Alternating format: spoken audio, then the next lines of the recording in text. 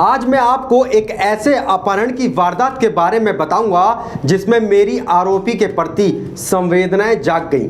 लेकिन आरोपी ने जो अपराध किया है वो हमारे समाज में एक बहुत बड़ा अपराध है जिसके लिए आरोपी सजा का हकदार है।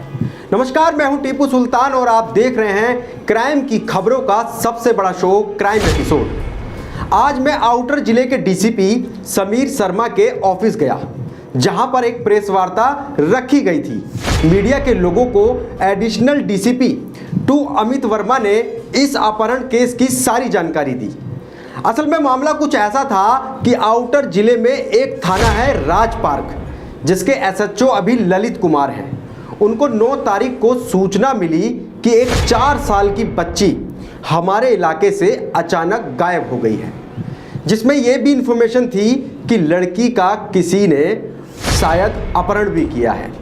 जिले के डीसीपी समीर शर्मा को इस बात की जानकारी दी गई, जिसके बाद एसीपी सुल्तानपुरी मिहिर साकरिया के नेतृत्व में एक टीम बनाई गई जिसमें एसएचओ ललित कुमार सहित SI Jatin, ASI Rajesh, head constable में जुबेर, घनश्याम, परवीन, दानवीर और कांस्टेबल में योगेश और निशी शामिल थे। इस टीम ने सबसे पहले तो इलाके के चप्पे चप्पे में बच्ची को ढूंढना शुरू किया। जगह जगह लाउड स्पीकर से बच्ची के लिए अनाउंसमेंट किए गए। तमाम मौके के प्रयास पुलिस ने कर लिए। तभी एसआई जतिन के पास एक सूचना आती है कि बच्ची को एक शख्स उठा करके ले गया है जिसका नाम सुनील उर्फ भूरा है। जब पुलिस उसकी तफ्तीश करती है तो पता चलता है कि भूरा बच्ची को अपने गांव जिला बागपत ले गया है। पुलिस ने बिना देरी किए अपनी गाड़ियां बागपत की तरफ दौड़ा दी। वहां पर गांव के प्रधान से पता चला कि एक 4 साल की बच्ची हमारे गांव में आरोपी भूरा के घर से मिली है, जिसको पास ही के थाने में दे दिया गया है। पता चला कि आरोपी भूरा पुलिस के डर से बच्ची को कमरे में बंद करके भाग गया था। लेकिन फिलहाल 24 घंटे की मशक्कत के बाद दिल्ली पुलिस ने बागपत से बच्ची सहित आरोपी को पकड़ लिया। जब पुलिस ने आरोपी भूरा से पूछताछ की तो उसने पुलिस को जो बताया वो भी दर्द की पीड़ा से भरा हुआ था। उसने बताया कि साल 2006 में उसकी शादी हुई थी और उसकी पत्नी ने एक बच्चे को जन्म दिया था, लेकिन उस बच्चे की मृत्यु 3 दिनों के भीतर हो गई थी।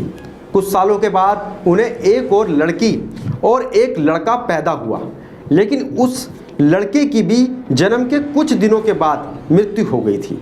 साल 2016 में उसकी पत्नी के साथ तलाक हो गया था, जिसके बाद उसकी एक बेटी भी उसकी पत्नी के साथ चली गई थी। भूरा अब जिंदगी में अकेला पड़ गया था, जिसके गम में वो दारू पीने लगा था। उसके मन में आया कि मैं किसी की बच्ची को चुरा लूं और फिर उसको मैं पालूं। इसको सोचते हुए भूरा ने इस वारदात को अंजाम दिया। भूरा ने जो किया वो वाकई अपराध है। हमारे समाज को भी इस वारदात से एक बहुत बड़ी सीख मिलती है। भूरा ने अपने दर्द को खुशी में बदलने के लिए इस अपराध को अंजाम दिया, लेकिन भूरा ने एक बार भी ये नहीं सोचा कि वो जिस माँ का बच्चा अपहरण करके ले जा रहा है उसके दिल पर क्या बीतेगी और वो जिस अपराध को कर रहा है उसकी सजा क्या होगी। फिलहाल पुलिस ने सारा मामला सुलझा लिया है और भूरा को जेल भेज दिया है। इस शो में बस इतना ही। अगले शो में फिर मुलाकात होगी। धन्यवाद।